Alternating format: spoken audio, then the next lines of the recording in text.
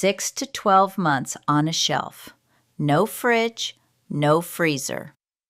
4 to 5 jars of pork rillettes, French farmhouse food from the cheapest cut of pork for under €6. This recipe is 600 years old. Loire Valley farmers have been making it since the 1400s. The method has not changed because nothing about it needed to change. I am going to show you the whole process today, but do not rush the fat seal at the end. One gap in the fat layer above the meat and that section dries out and spoils first. You will not see it through the glass. You will find it when you open the jar months later. Exactly what to do is coming at the end. One thing before the heat goes on. Wash 4 to 5 small glass jars and their lids in hot soapy water. Rinse until there is no trace of soap left. Soap residue affects the fat seal over time. 200 to 300 milliliter jars. Smaller is better for rillettes. A smaller jar gets eaten in 1 or 2 sittings once opened, which means less risk once the seal is broken. Jars upright on a baking tray, oven at 120 degrees Celsius, 15 minutes. Lids into boiling water for 5 minutes. Air dry completely. Never use a cloth. It leaves microscopic moisture behind. 1 kilogram of pork belly, skin on, bone out. Cut into 4 centimeter chunks. The skin goes in. Do not remove it. It renders down slowly over 3 hours and releases gelatin into the fat. That gelatin is what gives the finished rillettes their texture, cohesive and spreadable rather than dry and crumbly. 300 grams of pork shoulder, cut into the same size chunks. The shoulder adds lean meat texture to balance the fat from the belly. Rillettes made from the belly alone are too dense and greasy. The shoulder lightens it and gives the finished product visible layers of lean and fat when pulled. Keep the pieces from both cuts consistent in size. Uneven pieces cook at different rates. Smaller pieces fall apart before the larger ones are ready. Both cuts go directly into a large, heavy pot. No browning, no searing. Rillettes do not start with a crust.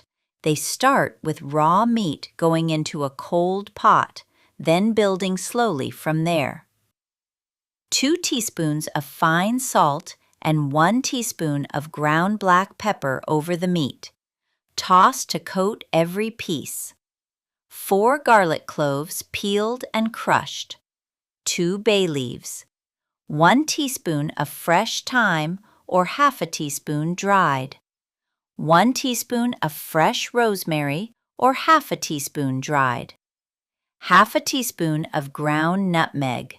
This is part of the flavor signature of the method, present in farmhouse preservation recipes across northern France for centuries. All in with the pork. 150 milliliters of dry white wine. 150 milliliters of water. The liquid should barely cover the bottom of the pot. This is not a braise with the meat submerged. The pork cooks in very little liquid first, then in its own fat as it renders out. Too much liquid and the fat never properly renders. Medium heat. Bring to a gentle simmer, small bubbles only, nothing aggressive. Lid on, slightly ajar. Reduce to low. 3 hours. In the first hour, the wine and water reduce and the pork begins releasing its fat. Stir gently every 30 minutes. The meat should never fry aggressively. It softens and yields. It does not brown and crisp. If the pot dries out before the fat has rendered sufficiently, add 50 milliliters of hot water. In the second hour, the liquid is gone and the meat cooks gently in its own rendered fat. The smell in the kitchen changes completely. The sharp wine note is gone, and what replaces it is deep, slow-cooked pork. By the third hour, the fat is shimmering golden and the meat moves in the pot rather than sitting firm against the spoon. The meat is ready when it falls apart completely at the touch of a fork. Press a piece against the side of the pot. It should disintegrate into strands with almost no resistance. If it still holds together, give it another 30 minutes and check again. While the pot works, have you ever eaten rillettes before? On bread, in a restaurant, anywhere? Most people outside France have never come across it. Drop it in the comments. Turn off the heat. Remove the bay leaves. Using tongs, lift the pork chunks out of the pot into a large bowl. Leave all the fat and cooking liquid in the pot. That fat is the seal, and it is needed in a moment. Do not pour it out. Do not wipe the pot. Now pull the meat. 2 forks. Press down on a piece with one, pull away with the other in the opposite direction. Work against the grain. Rillettes are not smooth like a pâté. Rough, uneven strands, some long, some short, with visible layers of lean and fat running through the shreds. That texture is the point. A blender or food processor destroys it entirely and produces a paste. 2 forks only. This takes 10 to 15 minutes of steady work. Every chunk must be fully pulled apart. Taste the shredded meat. It should be well seasoned and deeply flavored all the way through. Season it slightly more than feels correct right now. Rillettes are eaten cold or at room temperature, and flavors mute when cold. What tastes exactly right at cooking temperature will taste flat out of the jar. Ladle 3 to 4 tablespoons of the rendered fat from the pot directly into the shredded meat.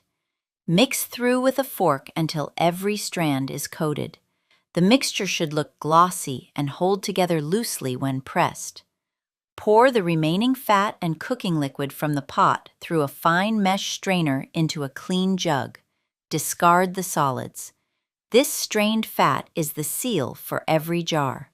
If very little fat remains after straining, melt 50 to 100 grams of lard and add it to the jug. There needs to be enough to cover every jar with a ½ centimeter layer minimum. Vegetable oil will not set solid, and butter contains water. Lard only. This is the step I warned you about at the start.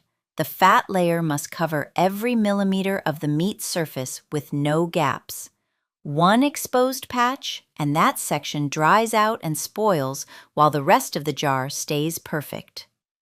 Spoon the rillettes into each jar. Press firmly after every spoonful with the back of a spoon. No air pockets in the meat. Press until the surface is flat and compact. Fill to 1½ centimeters below the rim. Ladle the strained fat over the surface. Pour slowly and steadily. It should sit ½ to 1 centimeter thick on top. Stop ½ centimeter below the jar rim. Tilt each jar side to side gently after pouring. Any gap in the fat coverage shows up as a darker patch where meat is still exposed. Top up with more fat until the surface is completely covered and perfectly flat. Leave the jars uncovered at room temperature for 1 to 2 hours. The fat transitions from clear golden liquid to a pale cream-colored solid as it cools.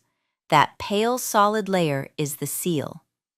Once fully set and firm to the touch, tighten the lids.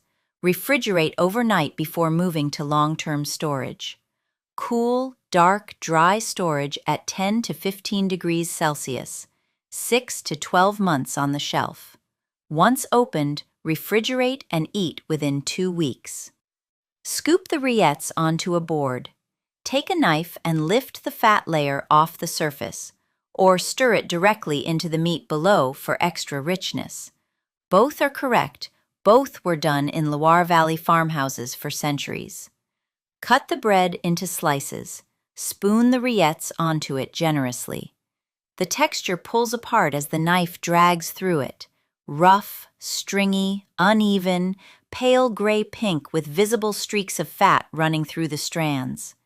That texture is 3 hours of slow cooking and a complete fat seal compressed into every strand. The nutmeg sits underneath everything else, never sharp, never announcing itself. This is what 600 years of French farmhouse cooking looks like, spread thick on a slice of bread. Under €6. 1 afternoon of work. A shelf that feeds you through whatever comes next. Tell me in the comments, what forgotten preservation method do you want me to bring back next?